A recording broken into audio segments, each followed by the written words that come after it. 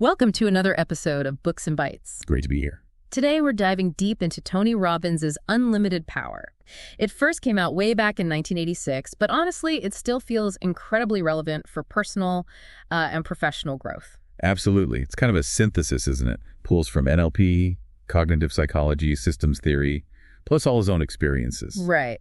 And the core message is really about taking control. He puts it beautifully. Ultimate power is the ability to produce the results you desire most and create value for others in the process. Yeah, it's about making things work for you, not against you. Yeah. Shaping your perceptions, changing your life. So that's what we're exploring today, the actual principles and strategies he lays out for unlocking that personal power. And it starts, perhaps surprisingly to some, with the body, with physiology and what he calls state. State. Okay, define that for us in Robbins' terms. So state is basically the sum total of everything going on inside you at any moment, your thoughts, your feelings, and crucially, your physiology. And the big insight there is how much our physical body influences the mental and emotional side, right? Exactly. That's central. He has that quote, emotion is created by motion. Everything you feel is the result of how you use your body. I remember that one. Powerful. It really is. So the implication is you can actually change your emotional state by deliberately changing how you use your body. And he breaks that down, doesn't he, into specific physiological elements? Yes, 4 main ones. First, your breathing, think deep versus shallow. Second, posture and muscle tension, standing tall versus slumping. Okay. Third, facial expression, smiling actually sends feedback to your brain. And fourth, your overall movement patterns, are you energetic or sluggish? He even suggests trying to feel depressed while, standing tall, breathing deep, smiling. It's almost impossible. It really highlights the point. The takeaway is huge. Mm-hmm. You can consciously manage your feelings by managing your physiology. It gives you immediate control. That's a massive foundation. From there, where does he go? Logically, to beliefs. If physiology influences state, beliefs are like the operating system running underneath it all. He calls them the command center for all our behaviors and actions, guiding principles, essentially. Right. And he categorizes them, which is helpful. You've got your global beliefs, kind of your worldview. Like optimism versus pessimism. Sort of, yeah. Then beliefs about cause what you think makes success or failure happen. Beliefs about meaning how you interpret stuff that happens to you. And finally, beliefs about identity, those core ideas about who you are. Exactly. And the really interesting part is how these function almost like self-fulfilling prophecies. How so? They don't magically change the world, do they? No, not directly. But they heavily influence what you notice, how you interpret events, what possibilities you even think are available. The actions you take, how long you stick with something. Okay, I see. He gives that example, like if you believe, I'm not good with people. Right, you'll probably avoid social stuff. Feel awkward when you can't, look for proof you were awkward. And boom, the belief gets stronger. It's a cycle. So how do you break out of those limiting cycles? What are the strategies? He offers a few key ones. First, just consciously examine the belief. Question it. Bring it out into the open. Yeah. Second, actively look for counterexamples, evidence that contradicts it. Find times you were good with people in that example. Precisely. Third, reframing, changing the meaning you give to events. Fourth, acting as if the empowering belief is true. Fake it till you make it, almost. Kind of, but it's about experiencing the state that comes with the new belief. And finally, create new reference experiences. Deliberately create situations that prove the empowering belief. So it's a very active process of challenging and rebuilding. Very much so. He also talks about our global metaphors for life. Is life a battle, a game, a dance? Choosing empowering ones helps. That leads nicely into what he calls the 7 lies of success, which sounds provocative. It does, but he means lies in the sense of useful assumptions or organizing beliefs. Ideas that, if you adopt them, tend to lead to better results. Okay, so they're not lies in a deceptive sense, but powerful frameworks. What are they? Let's list them quickly. 1, everything happens for a reason and purpose, and it serves us. Okay, finding the benefit. 2, there's no failure, only results or feedback. Learning from outcomes. 3, whatever happens, take responsibility. Empowers you to act. No blaming. 4, you don't need to understand everything to use everything. Practicality over theory sometimes. Makes sense. 5, people are your greatest resource. Collaboration, connection. 6, work is play. Finding joy in effort. Mm-hmm. And 7, There's no biting success without commitment. Perseverance is key. And the critical part here is not just knowing these, but really internalizing them, right? Absolutely. He stresses repetition, emotional intensity. You need to feel them, live them, for them to really take hold. Okay, so we've covered state, physiology, beliefs. What about how we actually process the world around us? That brings us to representational systems, drawing heavily from NLP. Visual, auditory, kinesthetic. The senses, basically. Primarily those three, plus gustatory taste and olfactory, smell, though V, A, and K are the main focus. It's about how we take in and represent information internally. And most people have a dominant one. Usually, yes. Yeah. It often shows up in our language, I see what you mean, versus that sounds right, or I feel that's true. And it affects more than language, right? Eye movements, posture. Definitely. Eye-accessing cues are a big part of NLP. Also physiology, speech patterns. It's all interconnected. So why is understanding this useful? 2 big reasons, according to Robbins. 1, better communication.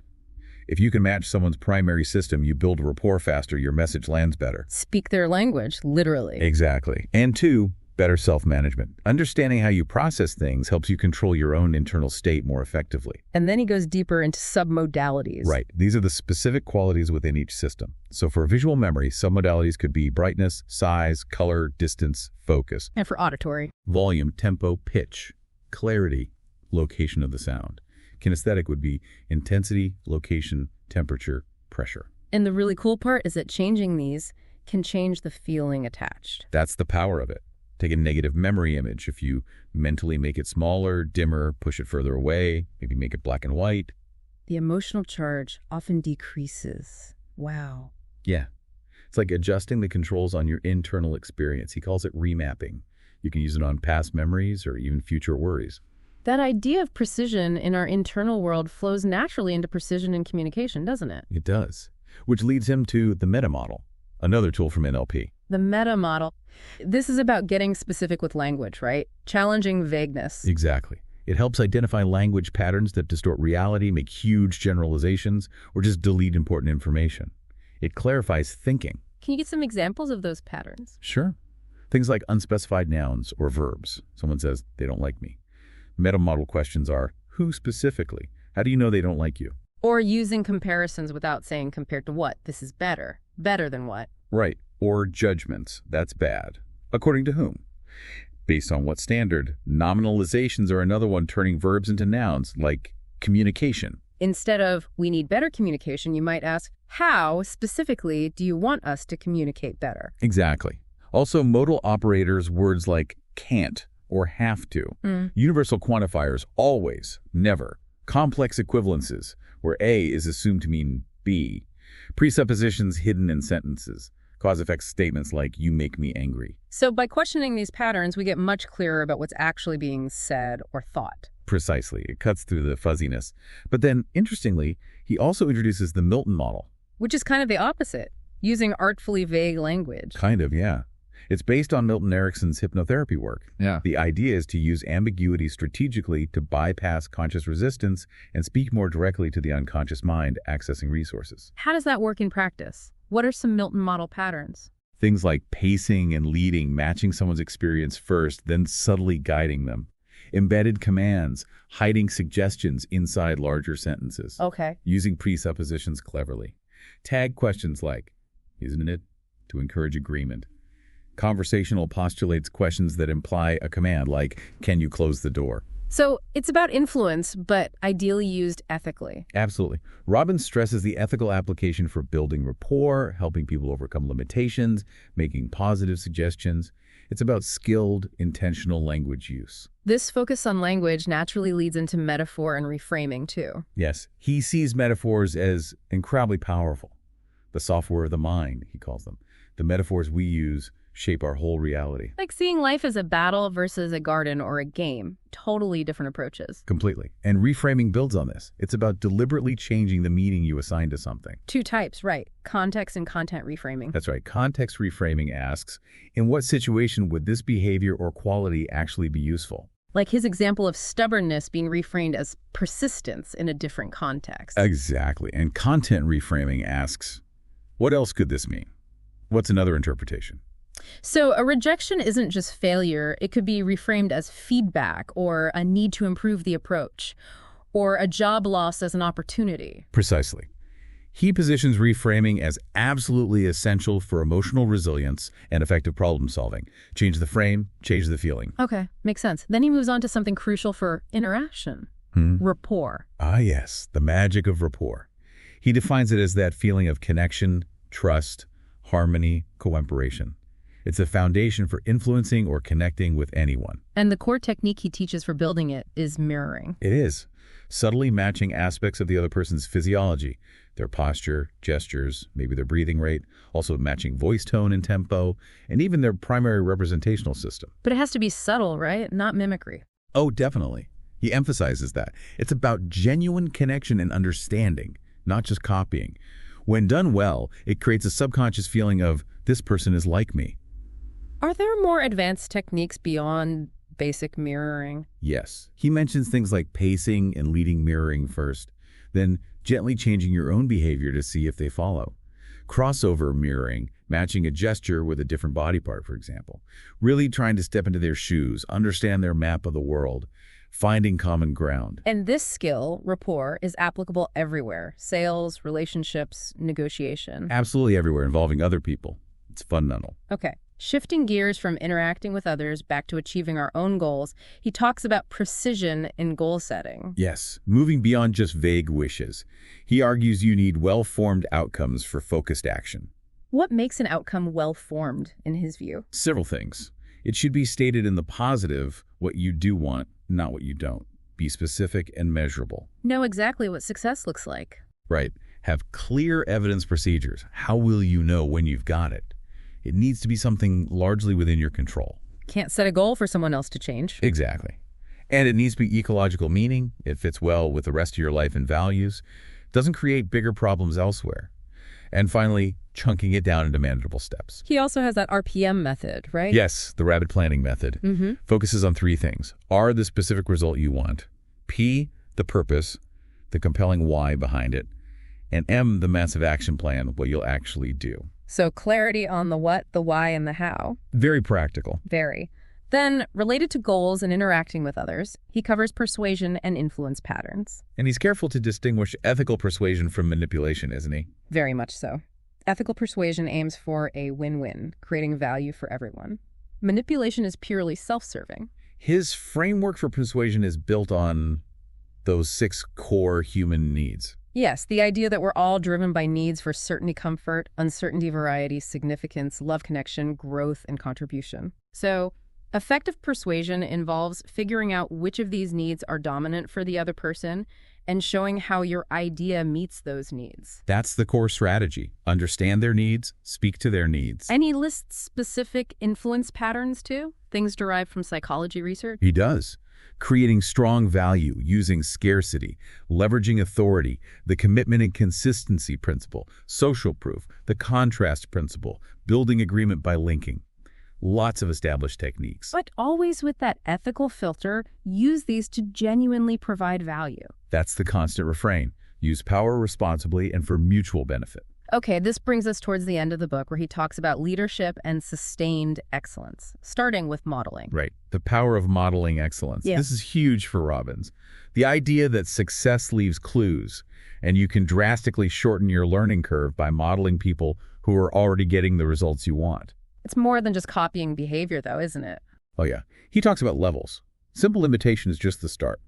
Then there's modeling their thought processes, their beliefs, even their core identity related to that skill. How does one actually do that? What's the process? Chenek model, obviously. Then gather tons of information, observe, interview, read. Identify the critical patterns. What specifically do they do, think, believe that makes the difference? Then test those patterns yourself, refine them, and ideally teach them to others to solidify your understanding. He used this himself extensively, right? Absolutely. In public speaking, finance, health, he sees it as a meta skill, a way to learn almost anything faster. And then he circles back powerfully to physiology. Yes, physiology, the ultimate power. He really hammers this home. Your physical vitality is the absolute foundation for everything else. You can't perform at your peak if you're drained. What are the key components of his approach to physical vitality? It's quite detailed. It is. He covers diet, emphasizing alkaline-forming foods, proper food combining, hydration, drinking plenty of water, deep breathing exercises, effective exercise, a mix of cardio, strength, flexibility. Also stuff like lymphatic activation, rebounding, dry brushing. Yeah, things to keep the internal systems clean and efficient. Proper supplementation, quality rest, and recovery. It's a holistic approach to creating abundant physical energy. Which ties into his next point about energy itself being the fuel. Exactly. Energy, the fuel of excellence. He argues that managing your energy, not your time, is the real key to high performance. How do you manage energy, according to him? Identifying your peak performance times, creating specific rituals to boost energy, managing emotional energy because negative emotions drain you, taking strategic recovery breaks, and connecting with your purpose. That's a huge energy source. He also talks about transforming stress, right? Distress versus eustress. Yes, seeing challenges not just as threats, but as opportunities for growth, using reframing and physiology to turn potentially draining stress into productive energy. And this all culminates in his final point about the ultimate path, contribution. Yes, the path of ultimate success, a life of contribution. This is where he really elevates the message. True, deep, lasting fulfillment doesn't come just from personal success, but from making a difference beyond yourself. He sees a progression: survival, then success, then fulfillment, and finally contribution. That's the model. And he argues that contribution provides the ultimate sense of meaning. It's about using your success, your power, your resources to serve something larger than yourself. He shares examples of people doing that. Inspiring examples. And then he offers his ultimate success formula, which really weaves everything together. What does that involve? Define your purpose and values. Develop the skills and resources needed. Take massive, consistent action. Develop sharp sensory acuity. Pay attention to results. Be flexible. Change your approach if it's not working. Operate from a positive success cycle. And crucially, create systems to expand your contribution. So it brings personal mastery and making a difference together, leading to significance, not just success. Beautifully put. And throughout the book, of course, are those specific NLP techniques: anchoring, the swish pattern, circle of excellence, VK dissociation, the practical how-to tools for making these changes real. So it's not just philosophy, it's packed with actionable techniques. Absolutely. It's designed to be a manual for transformation. What's the lasting message then, if you had to boil it down? That mastery is a journey, not a destination. It's about continuous growth, taking control of your inner world, your state, beliefs, language, optimizing your energy, learning from the best, and ultimately directing that power towards contribution. And that quote you mentioned earlier really captures that spirit. The secret of living is giving. I believe that life supports what supports more life. By giving, by sharing your gifts with others, you will discover the ultimate purpose of your life and more happiness than you've ever known before. Powerful words to end on. Indeed. So if this deep dive has sparked your interest and you feel ready to explore these ideas further, definitely grab a copy of Unlimited Power. You can find a link in the description. And don't forget to subscribe to Books and Bytes for more explorations of impactful books like this one.